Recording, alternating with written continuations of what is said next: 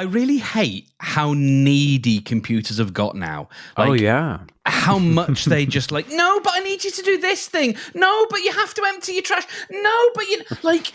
Do you remember when we had dominion over the machines and we would sit at the computer and we would go, today I'm going to perform a task. You are going to assist me with that task. Once the task has been completed, you will be turned off and that will be an end to it. Now it's like, no, I need you to do the tasks now. You have to manage me. I need maintenance. I need you to look after me, and things are going to go wrong, and it's your responsibility to figure them out. Like, when did we surrender ourselves to these machines, Brendan? When we depended on them for our livelihood. I think that's when. Oh, I just wish I could run a nice little shop. A shop doing what? I just like the idea of running a little parochial, like, general store / nice village post office. Yeah. And, you know, Gerald at number 43 likes to have his papers and a packet of Marlboro Lights. And Jennifer, she needs her dog biscuits delivered, and they come special. And just like, here we are, here's your thing, and I know everybody, and it's just like, isn't that nice? That sounds Anytime I deal with computer bullshit, and I have done throughout the last sort of 20 years of my work, I just think, it'd be much better to just run a little shop. Just run a little shop. Yeah. It's a nice little shop. My aunt and uncle used to have the Butteville General Store. Ooh. And it was just this little convenience store in the middle of nowhere. And they had a little sandwich counter where they made like some signature sandwiches that were freaking dope. And they each had their own specific signature sandwich. Hers, I think, had cream cheese and cranberry sauce with roast beef, maybe. And his had, or maybe I'm mixing them up. One was like turkey and cranberry sauce, and it was like a Thanksgiving leftovers. And then I think hers, I don't know. They were both so good, and they even had like video cassette rentals and other stuff. It was really cool. My parents also had a convenience store. It was much less of like the little shop middle of nowhere that you kind of described. It was in a little town that was mostly a gas station, and then it burned down, and then they rebuilt it as a convenience store, and it was much more corner convenience store, like full of garbage food. But they did have like when before it burnt down, they had like a little ice cream bar and a hot case and a deep fryer, and they actually made some good stuff, made some good hamburgers and stuff. But then afterwards, they just made it more like packaged foodsy stuff.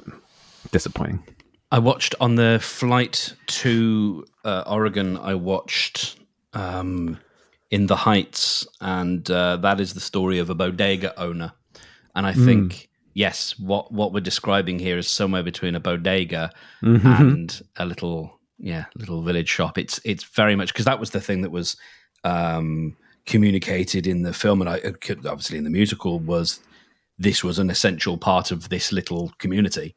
And doesn't that feel great to be an essential? Yes. I've never been an essential part of any. No, that's not true. That's not true. I have been an essential part of some things. But I should like to be essential again. I think that would be, during the Pando times, there were these special beings who were, essential workers. Essential workers, and they had to go in. They had to. Can't be fun, but they were essential. I'd love to have been essential. Yeah. Nothing I do is essential. But, I kind of feel like there's too many people on the I mean, not everybody wishes to be essential, but there are too many people on the planet for everybody to be essential. Yeah, and that's fine. And so lots of people don't want to be essential. Plenty of people want to absolutely not be essential, I think. I don't care about being essential. There you go, but you are an essential person. You have a special set of skills. There's a very specific set of skills which are in demand. I keep thinking about the zombie apocalypse. Can't imagine why. But I at least know that there's some things I could do in the zombie apocalypse. List you them. know, I'd be comms guy. I'd Yes. be radio Yes. operator. And coordinator, keeping an eye on the compound, and maybe working with someone else, sort of opening, closing the gate, but also doing the announcements and communicating and keeping people safe, and doing the broadcast to let people know that there is a haven here and all that kind of stuff. Maybe running the newsletter for sure. Yeah. I mean, we've got nothing to print it on, but that'll be fine. Yeah, I'd run the bulletin board. Yep. Which would be a physical bulletin board. Physical bulletin board. That you'd use bullets for it. Oh no. Boo. And tin bullets. Bulletin board. I'd communicate with the raiders, people who are going out, getting batteries and various things that they need. Yeah. What are you seeing out there? What's it like out there? I gotta report it to the community. Absolutely. Bogies on your tail, And I'd entertain. Actually, you know what? I think if it was a communion, if it was a commune or a compound with kids, I should like to think I would entertain the kids. Nice. And tell them ghost stories that are scary enough that it gives them a thrill, but not as scary as the outside world. That makes them think of the real world. Yeah. Yeah, and I would read books to them, and I would do all the voices. I mean, that's a lot of essential things. And I would just be fucking boarding up windows. So you'd make anything that anyone needed. No, I mean, maybe pretty out of wood. Out of wood. But you can also turn your hand to a little bit of electric. You can understand a bit of plumbing. Yeah. Okay. Yeah. Plastic and some thin metals. Yes. I was thinking anything that they could want is probably like a machine gun, and I cannot make a machine gun. No. There's limits. Yeah, absolutely. We both have limits. That's what we both have limits. Oh, damn! Never knew I had limits. Shit. Oh yeah. No, that's pretty well known. So, you've got a job? Yeah, I've got a bathroom remodel coming up, and I'm pretty happy about it. A client reached out to me. They first reached out to me about 10 years ago, and wow, this is a long one. It's taken a while. No, it's a different job from that one. But they at the time went a different direction or didn't do the remodel or something. I don't know. But reached out again, and they looked back into me. They looked at the website. They're like, "Oh, congratulations on being award winning!" And I really like your blog. Wow, it's really cool to see some of the work that you've done. And I'm like, "Yay!" And oh shit, now I have to maintain the blog. Like people are actually reading it. God damn it! No, just keep updating the date. Just that's all you've got to do. Just go back in and update the date, so at least it looks recent. Yeah, it's always fresh. It's the same thing. That's the purely recycled content. Yep. 100% recycled. Absolutely. No, I've got some ideas for stuff. I don't know why, but the idea of writing a blog post just drains me. I was like, this does not feel a little fun. But yeah, I'm excited to get back in the field, get my hands dirty outside of my own house. So that's pretty cool.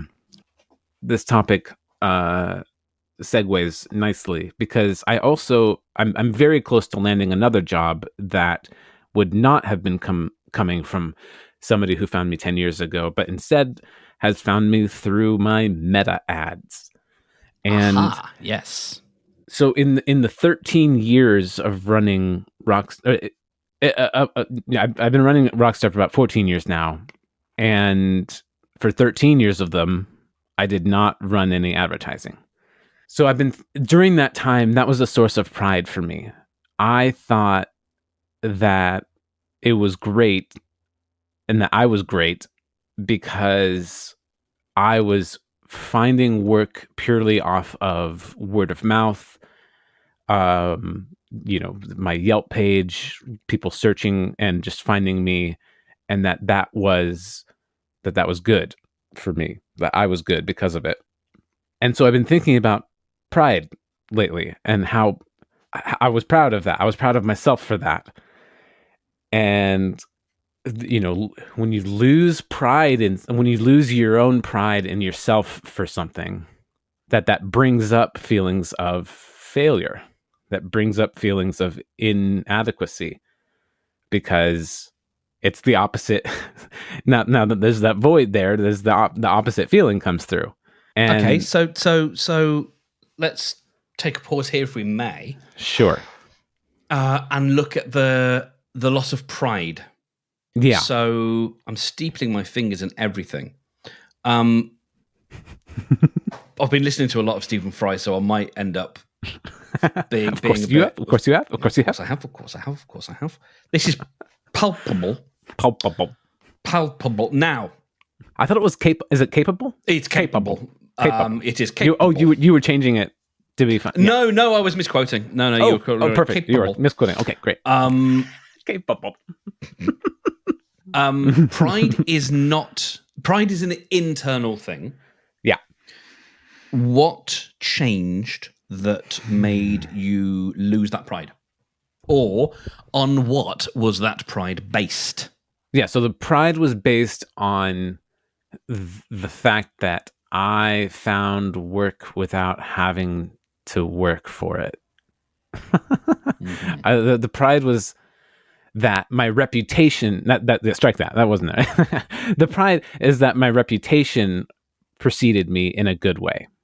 Yes. Yeah. And now it feels like my reputation is missing or bad. Okay. That people don't want to hire me based off of my reputation, finding me through word of mouth or reviews online, and that now I need to shove it in their faces. And that sucks. Yeah. That sucks to feel that. Now, what has changed is not your ability to do the work. It's not the quality of your work. No. It's not how much people appreciate your work. No. What has changed is that people have got a lot better at, 10, 15 years ago, you were, as you are now, into the tech.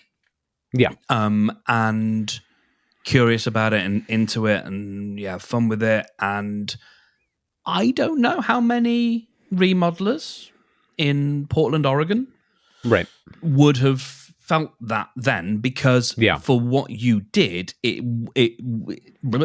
what you did was not as commonplace. I was going to say it's probably as easy as it is now, but not as commonplace, because they all had reputations that were based on certain things, and then that reputation probably started to dwindle for them. Not the reputation, but the ease that reputation was giving them, because more people started to go online, and you were among them. And so you, being the whippersnapper, started coming up and doing this online business, and then some people had to run to catch up, and then other people just thought, well, actually, this is easy. I can do the online thing.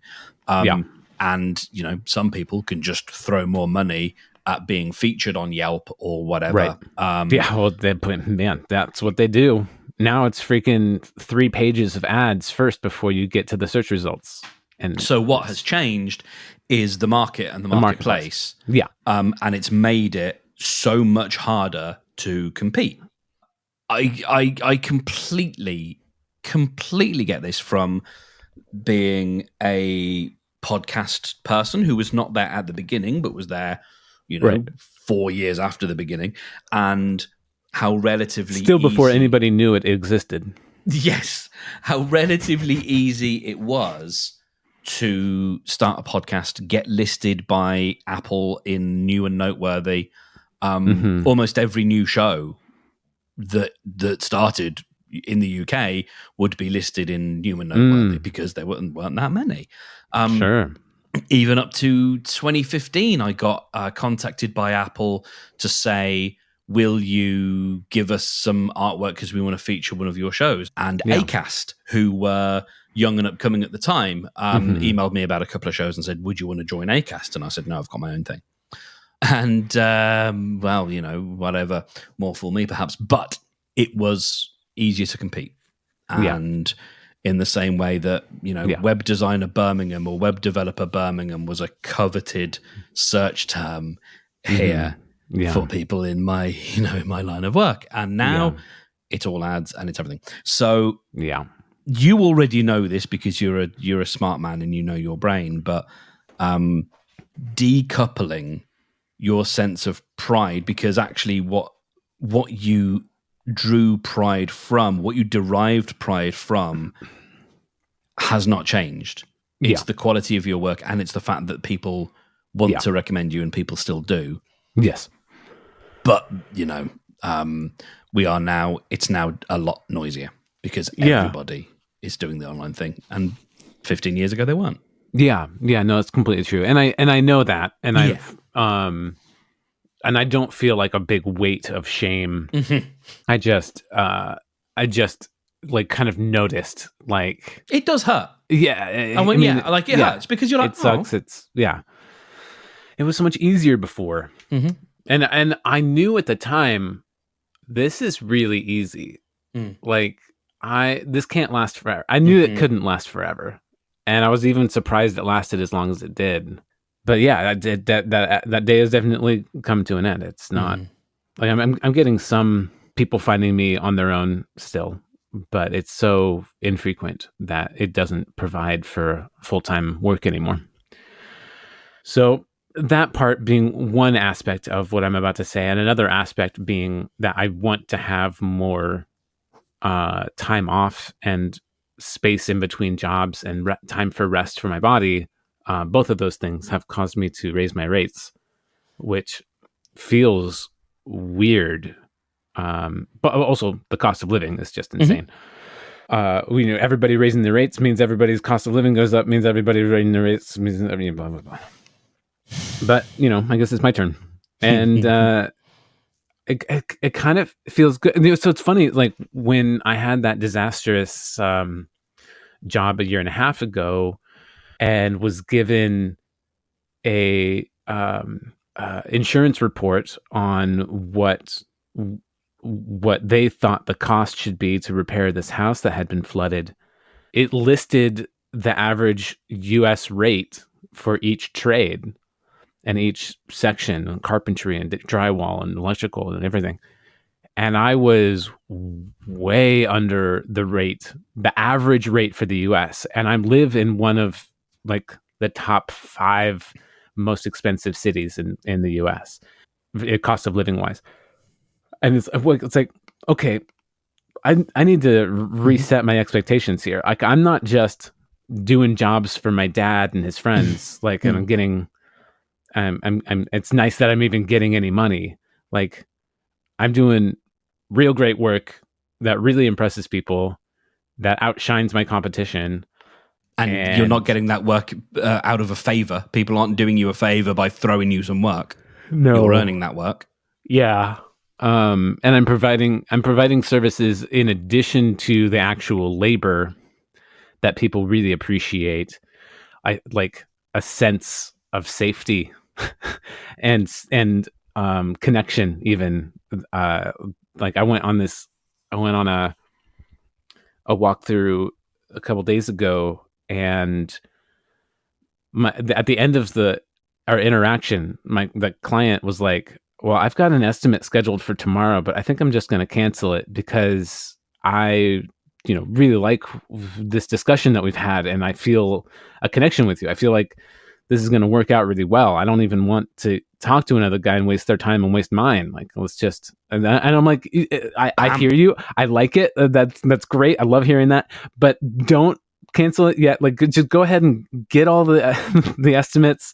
Because you haven't seen how much I cost yet. You haven't seen my estimate. Let's go through the due diligence. And he was like, oh yeah, I don't know. So I don't know if he did it or not, but yeah, I mean, if that feels good, it's like, and that's what I try to offer, is being a real person and not just somebody who's trying to do a job or get a paycheck, but like be there.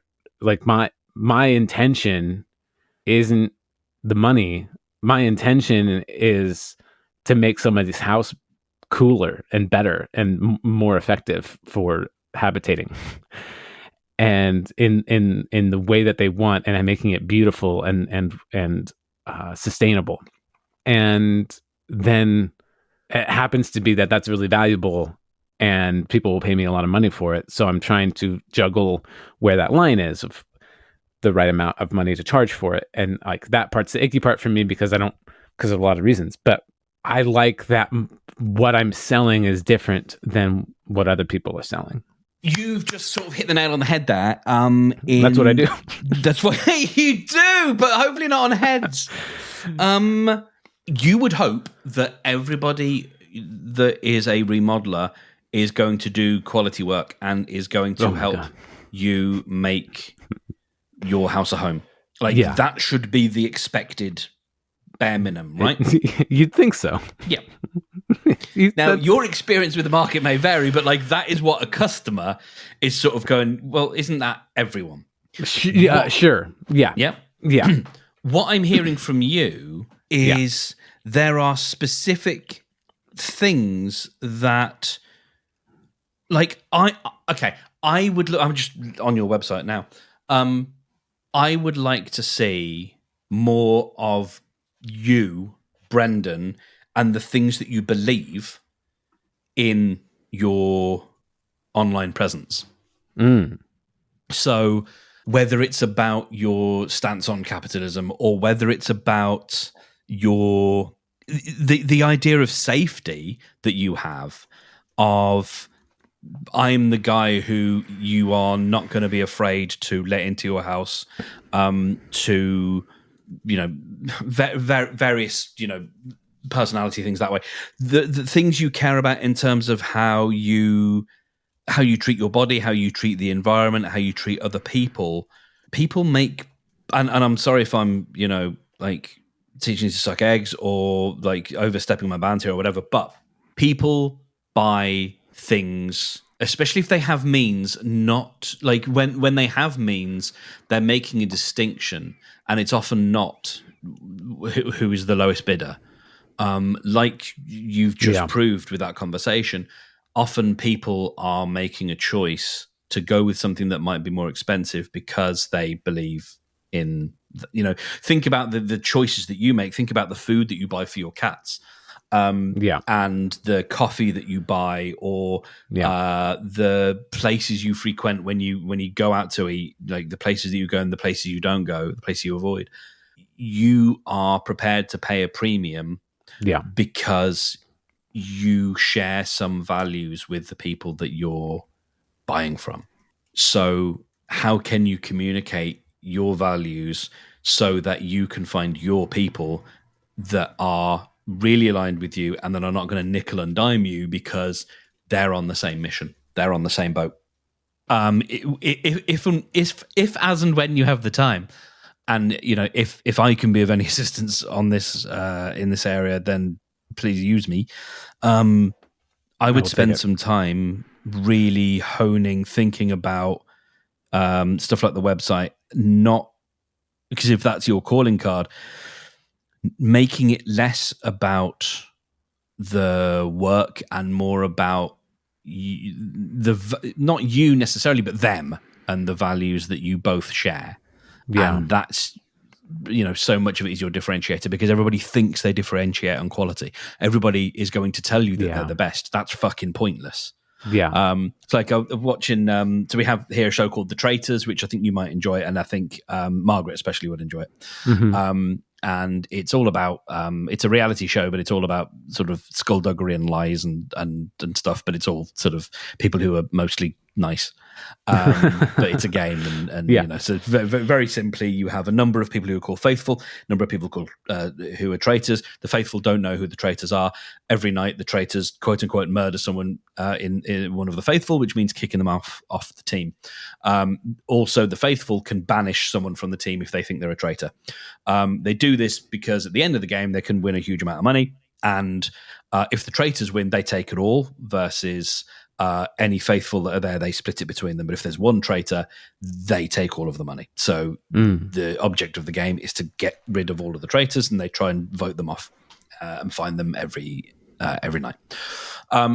It's very common for people on that show to protest and go, I'm a faithful, you have to believe me, I'm a faithful. And I've often thought, if I were ever on that show, what would be the point of doing that? And there's one guy who I think copped onto that this year. It was like, there's no point me protesting my innocence because everybody's going to do that, traitor and faithful alike. That's the base level that we're all going to protest that we are faithful, because otherwise, what's the game for? And so when you realize like that like everybody's going to tell you that they're the best because they have to, because that's playing the game. What you have to then do is say how you're different, because better is, better. We don't know that until we experience it, but different and specific. And I'm for you, and I'm going to connect with you when there's love in this work, and you're going to feel that love, and you're going to feel all of the various other things that I bring to, you could even just talk about the presence that you bring as a remodeler, as a person, bringing you into your home. You are going to feel much better. You're going to feel like we said, safe, at ease.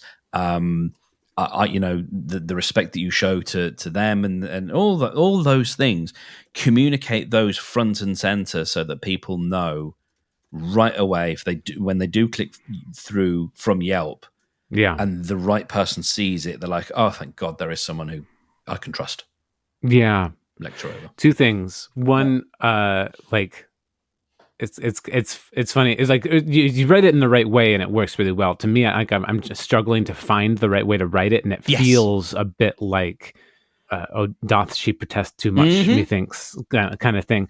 It's like, oh, you're trying real hard to look nice, but like, where are the receipts? And and the receipts will be there when I show up for an estimate, and they meet me and they realize, oh shit, this guy's the real deal. And have you got testimonials from people that say that echo those kinds of points? I do. I have a lot of those. Yeah, you're not full of shit on that. No. And I want to turn the spotlight to you. Sorry, but just to very quickly say, like, I absolutely know that feeling of, it's not imposter syndrome, but of like, kind of like that. Yeah. Am I really genuine? Am I as whatever as I think I am? And also, are people going to trust that? And it gets to the point that I think we've discussed before, is we can't control how people feel. All we can control is how we communicate. And someone who isn't going to trust you, someone who's looking cynically, is possibly, I would conflate that, or I would equate that to someone who probably doesn't want to spend a lot of money because they're just cynical anyway. And they're looking for the cheap, the person who is more open-hearted, maybe they haven't got a lot of money, but at least they're going to have a conversation with you and you can figure that out. That's also something you can talk about as well. Like, there's always a way through this stuff. Anyway, so just to say, like, I get that feeling of, are people going to trust me? That's on them more than it is on you. When I started my first website in 2009 for Rockstar, there were 3 headers, I think. I think there was home, contact, and ethos. And like, home had like the photos of the works that I've done. Contact had my contact information on it, surprisingly. And ethos was just a couple paragraphs about how I was vegan and really, I cared about that animals that will be in your home and the animals that I try not to eat, and the animals like that could be hurt or harmed by the production of materials, and trying to source things that were not harming any animals or wildlife or environment. And that I was I was ecological, and I wanted to, use things from the rebuilding center instead of buying new, try to recycle as much from the actual project as possible, and a few other things. And so that was front and center. That was like nearly all. And I think that probably worked really well, considering like the work photos, that was all the first projects I'd ever done. And like, I didn't just grab stock art from the internet. I only have ever shown my actual work, and it was not great. And it was like on iPhone. Oh yeah, 3G like camera. 3G at that point or whatever. And did not look great. So and I want to bring that back. I attempted to a little bit on my front page before, but I just got a little silly with it because I kind of felt like it was silly, and I just listed out like artisan, handcrafted, organic, free range, gluten free remodels, and it's like, I mean it's kind of funny and silly, but it doesn't actually get the point across, and it's not even true in some with some of it, and so I think bringing that back would be a good idea.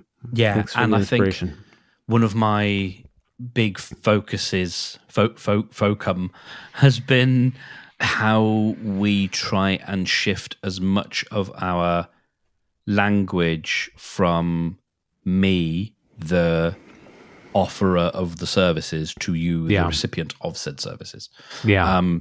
The more that, in podcast terms, that might be, this is the podcast where we help you, or this is the podcast that helps you do the thing, not this is the podcast where we. Right. This is the podcast that, for example, if we were perhaps a little bit more minded towards the listener and less just describing our own lives, which I have no problem with, we might say, this is the podcast for men who want to be better men. This is the podcast that will help you be a better man in 2025 and beyond. That might be a description of the show. Because it's about them, not us. And the more that we can do that and use language that speaks to them and their problems, the better, And so things like artisan and stuff are about you, whereas if we can find words that are, more connected and perhaps have emotional resonance with the reader, that's the thing. That's the holy grail. Yeah, that makes sense. And that's shit that I enjoy talking about. I appreciate you talking about it because it might benefit me. Yeah. I was on the sofa on Monday night or Tuesday night having a bit of a wobble, and I'd forgotten actually that I don't know if I've done this more than once per year, if I've done this for more than 1 year, but last year I did exactly the same, and I had one of my clients and I was like, I think I want a job with you because I just want a job now. And it was funny, I realized it was at the same time in the year, roughly. Seasonal feeling. And so part of it was just this feeling of just being tired of never quite, never feeling that I can guilt-free put the day away and go, I've done enough, and just sit on the sofa and play games, or catch up on wonderful TV that we still have to watch, or whatever it is. Never always feeling that there's something more I should be doing work-wise, and never quite having enough work, never quite having enough clients, never quite feeling like I charge enough, but also then always feeling like I charge too much. And so, wouldn't it be easier to just get a nice little job? And part of that I clocked a day or so later and realized was sort of just diminishment of myself, and the fear of, again, that voice of like, who are you to come out here and try and become, for want of a better word, an artist, someone who is paid, and patronized in those terms, for his work, not for the services that he provides, but actually for the work that he does and the things that he makes. Who are you to even think that that's possible, or to demand that, or to whatever? And perhaps those questions will never be answered. But one of the things I was thinking about as I was, contemplating, do I get a job or do I just do something? I was having a conversation with someone this morning. Like, podcasting is such a small world, but it's also really competitive. And the work that as I say, like, work isn't coming that easy to me, and I've had so many clients ghost me. Last year, and are now ghosting me, now, and it's just like people get bored or they get busy, and it's like, it's that horrible feeling of, well, what you do doesn't really matter. It's back to that like thing of being essential again. Like, sure, shit, what I do doesn't matter enough to their business. Good. So I was then thinking about, well, what would be an easy way to make some money doing something that I know how to do. And, I did end up having some thoughts about that. Haven't acted on any of them because I'm like, this is just the wobble. This is just the fear talking. Sure. But, the kind of thing that you're, I'd love to be able to help with the kind of things that you would like help with, really small businesses, micro businesses, just helping them with this kind of stuff because I feel like it's stuff I have an intuition for and I have a sense for. Nice, the difficulty is I have absolutely no proof, no track record. So it's like, it's tricky. Sure. But yeah, anyway, it was just to say that like, that is stuff. Yeah. I did think about that this week of like, I really like to be able to help people, whether it's website stuff or, because I've got an eye for copy, I've got an eye for content, I've got an eye for design. Yeah. And, ingested so much about marketing over the last few years and feel like I've, like I said, got a really good sense of it. But no real idea of how I would move forwards on that if that would, were to be something that I'd want to do. Yeah. Well, I'm happy to be a guinea pig for as a track record establishing idea. I don't know. But, yeah. But no, I've written down a lot of your ideas, and I'm gonna start working on that because, because I know that my website needs work. I've known that for a long time. It's a nice looking website. On it here and there, but I like it a lot better than I have for a while. But I have pages that have like an under construction emoji on them, like because I'm like, I got to come back to this. This is not done yet. Like I want to write stuff about smart home stuff, and I want to write stuff about dust containment and like the process, how the whole thing works from the time that you find my website to the time that you give me my last paycheck. Yes, I want to write stuff. Yeah, like that's that really talks about timeline stuff. Yeah, what I'm all about, like that, what they will get, like how they will feel, how the process, like that all sounds great. I really want that, and it's hard to get myself to set aside the time to dedicate to doing that, to working on that, because it feels scary. Why does it feel scary? I feel because it's like, well, if I do it wrong, then it's not good enough. Then I wasted this effort. Is that why I'm scared? I don't know. It feels like I don't know that I feel like I know what I offer in the field is good enough, but I don't okay, here it is. I don't feel like how I can write it feels good enough. I don't feel like I can put it down in words well enough. And that's why when I was in my previous marriage, I had my wife make the website for me. My very first one I made, and there was almost no words. It was almost all pictures except for the ethos page, which I felt like I wanted to write this little kind of rant about, more or less. And I'm just like, this is what I fucking believe in. I want to do this. And that was it. And it was kind of great, and it kind of worked. And I was really into the iPhone at the time. And so I made it on this website that would allow me to make a mobile version of the website. And so I programmed the HTML and CSS for that. And I was like so pleased with myself. And it was not necessary at all. Well, I mean, it actually kind of was necessary to actually view them because I think I had a Wix page as my default page, and it was Flash, and it wouldn't display on the iPhone. And so if you viewed it on an iPhone, there had to be, so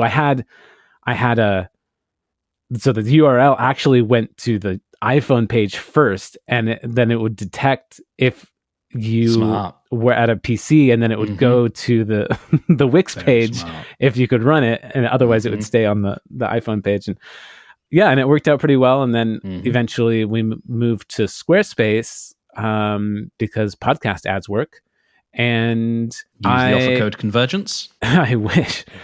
I wish I could use any offer code there. It's freaking expensive. It's like $120 a year or more. I don't know, 170, something like that. More than I want to pay, but it's fine. To be honest, for the going rate, about $20 a month is not outlandish. Yeah, but also like then you showed me card.co or whatever, and I set that up for Pan, and like it looks so cool, and it was easy. It was easier, and their templates are shinier. At least the Squarespace templates, like they talk all about their templates in their ads, and they're not great. Like they're fine, but yeah, more or less is that I don't feel confident in my copywriting. Is I guess the big message there. It's like I feel it's not good enough already. I feel the need to work on it, and I don't feel like I can do it. And I don't. I also don't like paying for much. I don't like going like, oh, I'm gonna go hobby a copywriter. I'm gonna go hire a copywriter. That honestly, it doesn't even.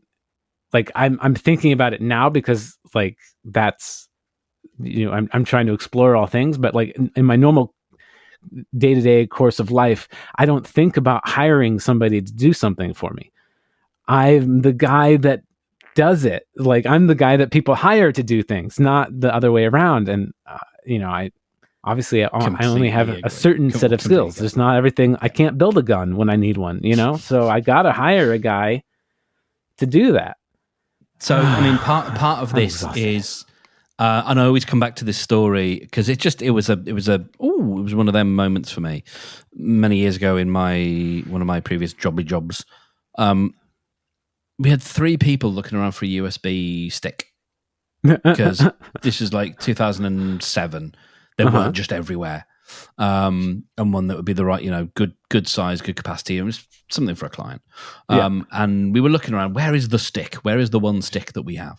Sure. And not like around the office, but to like research to find one to buy. No. Where is the stick in the office? Where is it? Yeah. Okay. Yeah. Where is the company USB stick that we have? Oh my God. Okay, carry on. I'm glad I clarified. Yes. And there were 3 of us hunting high and low for this stick. And my boss just went, why don't I go up to, your equivalent of, I don't know, whatever shop, Guitar Center or whatever, like yeah, sure. Home Depot, and just pick up a USB stick because we bill out at whatever it was. I can't remember what our hourly rate was, but it was, good chunky amount. Yeah. The price of a USB stick plus the petrol is less than the time that we've just spent, the billable hours we've just spent looking for this thing. Right. And that's always stuck with me. Yep. That's one of the reasons, and we've talked, I think, before about how I would rather save time than save money. Yeah. It's much more important for me to save time than it is to save money. My parents are very much the opposite. And so, I will pay out for stuff like a cleaner because it would take me longer and I wouldn't do as good a job. And I pay not over the odds, but I think probably there are people who do a better job for less money, and that's something I need to investigate at some point. But the point being, and even the same with my accountant, I can probably find another accountant who would maybe help me be more tax efficient and probably wouldn't cost as much. But it's not a problem that I want to spend time thinking about. I want the problem to be away from me. Yeah. And I will pay money so that I've got more time to do the things that are actually important. And whether it's building a website or writing copy or whatever it is, you could spend your effective billable hours doing that, and it might take you longer. Or it would be frustrating or whatever. Or you can think about the equivalent of buying the USB stick from wherever and just going, maybe actually, it saves me some money in the long run because what that might mean is actually I can go out and tout for work while someone else is writing the copy, while someone else is figuring that stuff out. I can be out there chasing down leads or whatever, Yeah, I agree. You know, I understand. That requires the capital to invest. Yeah, exactly. That's That's another matter. Yeah, and I just told my ads guy to turn off the ads because we only have so much of a budget. Like I gotta wait for this job. Hopefully, the job that the ads brought in as well to to get us the money so that we can turn the ads back on again. Yes. Have you calculated, or are you going to calculate the whole sort of return on investment or the cost per acquisition? Because that's one of the big things. You can figure out. Well, yeah, it's weird. So it's like cost per lead would be about $200. Cost per job, if I get this bathroom remodeled that I think I'll get, is about $750. Right. Okay. And it's chunky. It's a lot. And also, we're talking about a $25,000 remodel. So it's like, actually, it's about 30. So that makes sense. It feels like it's kind of fine in the terms of that. You've got to have the. It's all well and good saying speculate to accumulate, but you've got to have the capital with which to speculate. Yeah, capital, and that's a trap that a lot of us. Yeah, for sure. End up in. So you had mentioned that you're kind of struggling a little bit, starting or working on Godmode. Do you want to chat about that at all? We can do. It would be unfair to say that I'm struggling with Godmode. It would be fairer to say that I'm not engaging with it. For sure. So whether it's this time of year, which it might be, or one thing and another, it's like, I had a real moment, and I haven't got back to this yet, but like, if we're going to do some real talk, let's do it, man. I can't remember the last time I was happy. And I don't mean momentarily, moment of joy. Like, of course, I mean, you were with me when I was experiencing joy, and I don't just mean up the mountain. I had all sorts of moments of it was a joyous time. I'm talking more on a longer term equilibrial basis.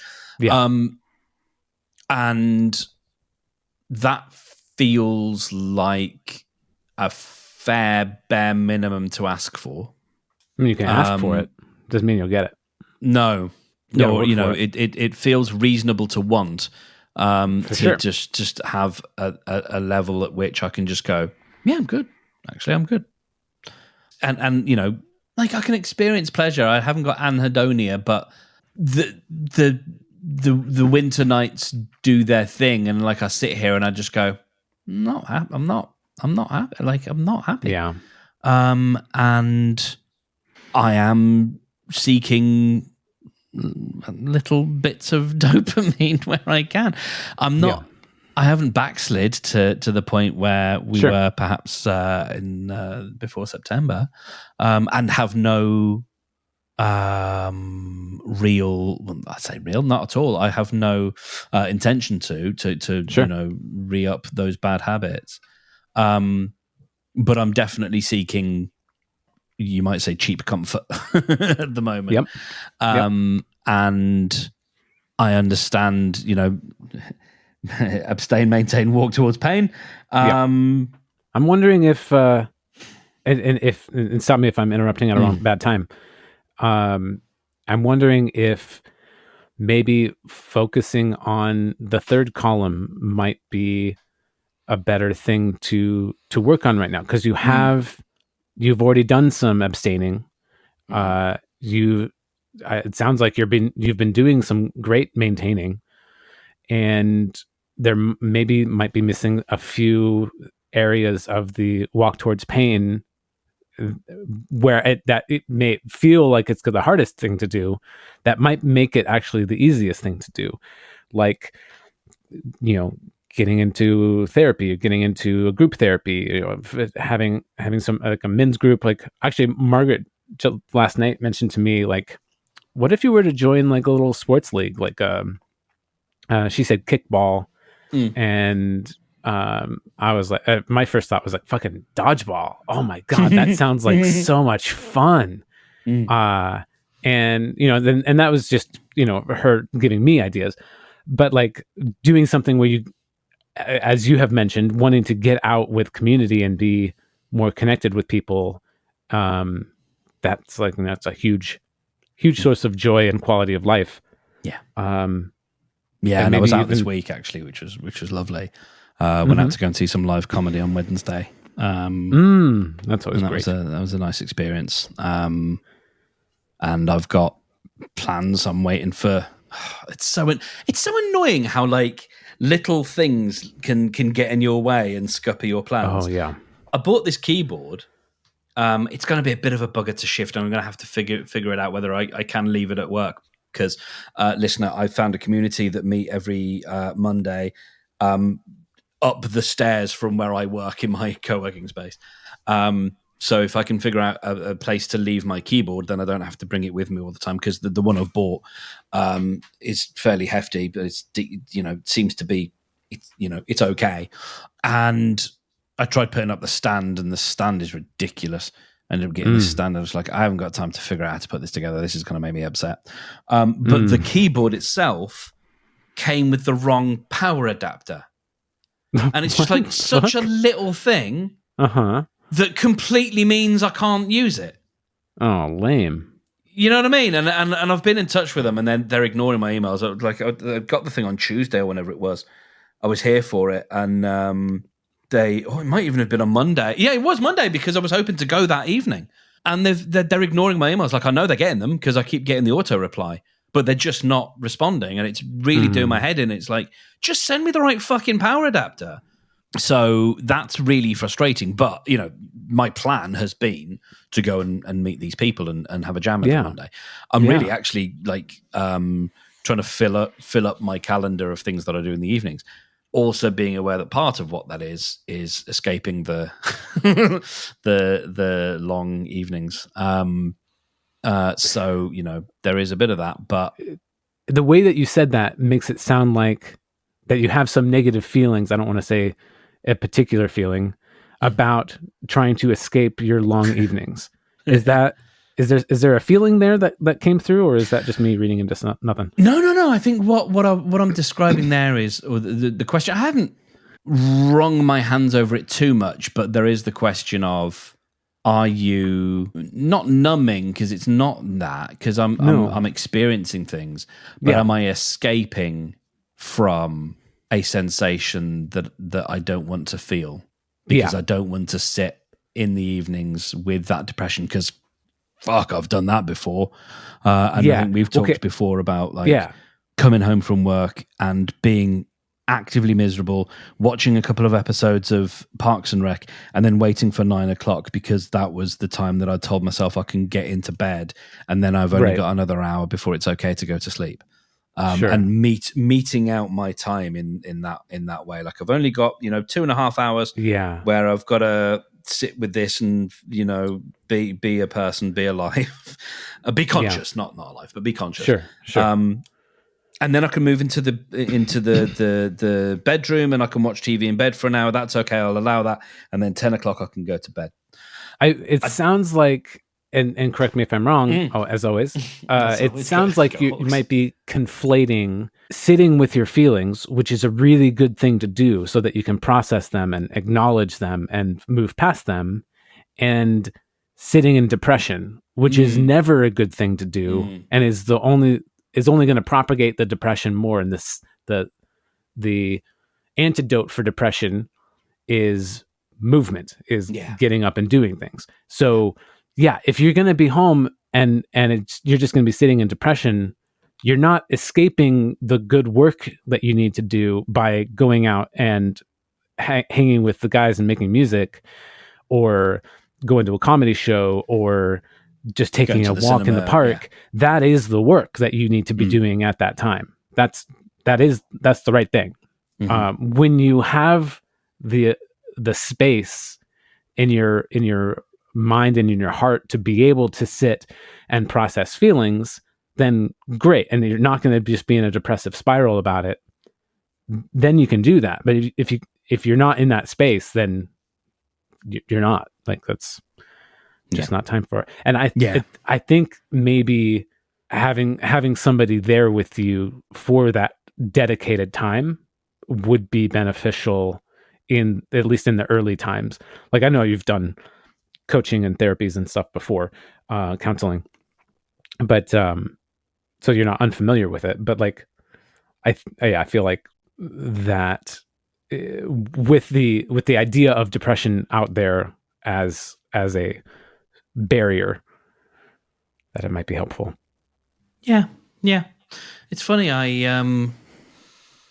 Months ago, I contacted my old counselor and said, "Yeah, would you be up for re-upping?" And his dance card was sadly full. And at the time, I didn't really want to work with anyone else because I just loved his little face, his kind little face, and that compassion.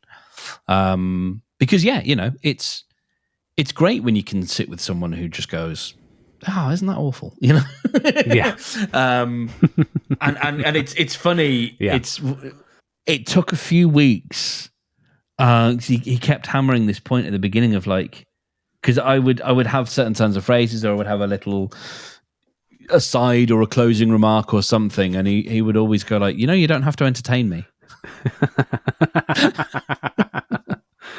And every now and again I was like, no, that one was just for myself. That one was just to entertain me. But no, like, very good point. That a lot of it was like I was doing bits, and it's like, for sure, this is a place where you don't have to do that. Yeah. You do it for so long that it, sometimes it's like I don't know which bit is me or which bit is the bit. I'm more bit than man. And that's that's every person's quest to find themselves in their 30s and 40s. That's where we are right now. Is that we've picked up all this pain, shame, and programming through the course of our lives, and we've built up ways to deal with that, and now we don't know what's us or what's our coping mechanism. Yeah, there's something about it's only the rust that's holding it together. Title. I'm pleased though that I didn't make a new friend today because we were already friends, but I solidified a friendship. Nice. I've got into this thing now where I like meeting people fairly regularly. For the second time. Was that a reference to something? No, nothing. Just because it was somebody you already knew, and I was just like, yeah, okay. You like meeting people for the second time. Yeah. So a fellow podcaster, and I have a couple of standing calls. Like I have one on Saturday, and it alternates between one friend and another friend, and I've really got into, and it's really nice just saying like, let's just have this time in the diary, and we'll chat every 2 weeks, nice. And help each other, conquer the universe, kind of thing. And I really enjoy those kinds of conversations, and just hooked up a new one this week, which I'm very pleased about. Nice, because people are good, and good people are good. Good people are good. We've both decided that we're not going to be nice anymore because 2025 is when we want to go out and get it. So I think she, I like it. She had the comment like, "We're not nice people." No, we're ruthless. We're absolutely ruthless. Because we've got a kind of similar mission. It may just be seasonal as well. Sure, of course. One of those things. And I know like there's times when like March can sometimes be a bit, and then like I'll hit mid-March and things will start to brighten up. I mean, there's a reason for that. Like that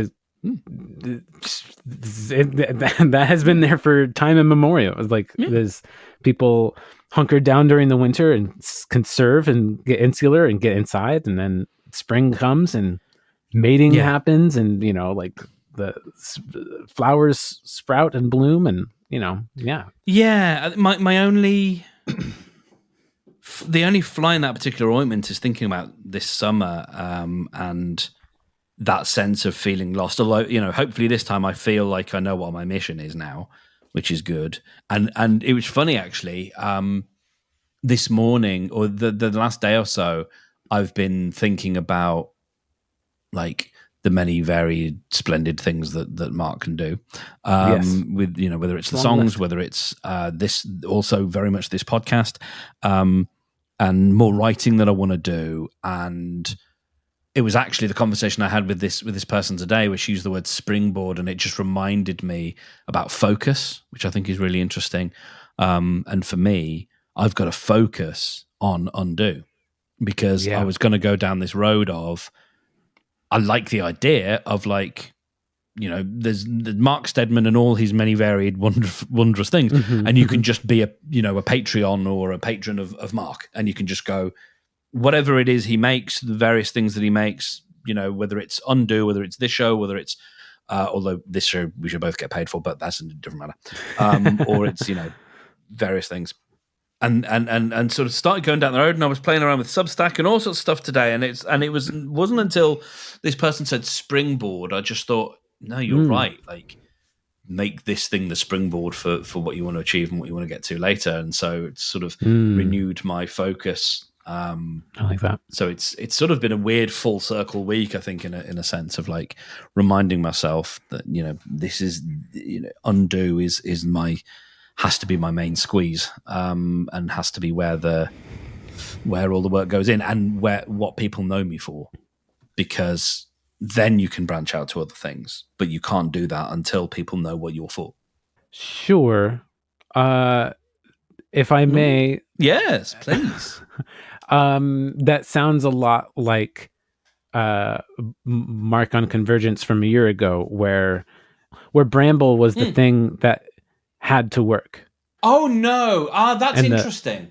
The pressure that you put on yourself. Yes, thank you for bringing that up. I think that is interesting. I have had no sense of undo needing to work. Okay. That sense of pressure. I should come back to the microphone. Hello. Professional podcaster. That sense of this has got to be the thing. It's more that, for one thing, this is something that people are already engaging with, which means I'm hitting some notes here, and awesome. People tell me it's good, and I believe them. Yeah. And experienced people with knowledge and with stuff, they tell me it's good, and that's great. So it's hitting some marks, and so it's interesting. Like, well, maybe it's not interesting. It was interesting to me. Someone made a point on one of the communities that I'm in. And they were like, "Your titles are a bit opaque, so maybe that's why you're having trouble growing." And I was like, "It's really interesting." It was one of those things where, like, I can have a go at my brother. I can complain about my brother. You're not allowed to complain about my brother. Like, I'm not. And it was really good, because it made me go, well, I'm not struggling to grow, because the first thing she said, I was like, you know what? No, I'm doing all right. Like, I'm growing. The show is growing. But it also triggered another thing I thought was interesting, of like, because in that kind of community, in a lot of communities, and I think we've talked about it, and there's a little bit in terms of like the business of what you're doing, of writing sort of titles and metadata that's really utilitarian. Yeah. Here's how to solve this problem. Here's what to do with it. And it's like, yeah, I might get more downloads if I did that, but sure. I would be sending the wrong signal. And it was one of those where I was like, oh, I can defend this position now. It is actually contrary to what a lot of the people in this community say, and what the leader of the community says, maybe. Yeah. But I can defend that position because I know the signal it's sending. Because it's meant to be an entertainment show. Like, it's meant to be entertaining. I write it so that it can be entertaining, and there's music and there's things to try and keep your attention and your interest. It's not a self-help show. There are elements of that, obviously. But if I go in with the 3 steps on how to use the Pomodoro, it's just like, right. Or, like anything that feels like that, it's going to attract a different crowd. It's going to attract a crowd that are looking for a different thing. And I'm not there for that, because I don't want to sell a fucking coaching program off the back of this. Right. That's not what this one's for. It's not about that. And so it was an interesting moment to sort of go, no, these are decisions that I've made that I can back up. That's great. and know that, like, yeah, I know, like, judging by this user manual, it's not the right way you're supposed to do it, but it's not the thing for everyone. I don't know. As always, correct me if I'm wrong. Go Hawks!